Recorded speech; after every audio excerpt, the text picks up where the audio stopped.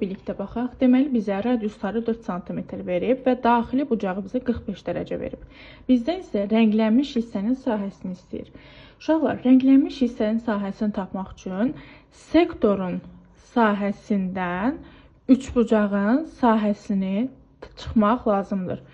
Belə yazım, rənglənmiş hissə. Sektorun sahə düsturu nəyə bərabərdir? Buradan yazım.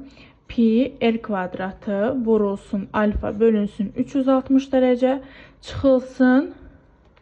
Bəs yaxşı, üçbucağın sahəsinə olacaq 2də 1 AB sinus alfa olacaq. Düzdürmü?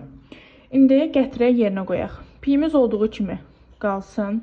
R'imiz nədir? 4. Onun kvadratı olacaq 16. Vurulsun alfamız nədir?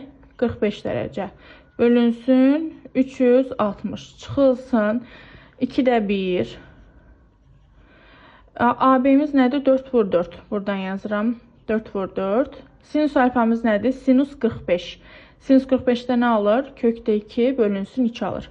İxtisarlarımızı aparaq. Getdi bunlar. Burada qaldı nə? 1. Burada qaldı 8. 8 ilə də 16 gedir. Burada qalır 2. Deməli, nə aldıq? Aldıq ki, burada qaldı nə? 2pi çıxılsın. Bu nə elədi? 4 kökdə 2. Belə bir cavab Y variantı.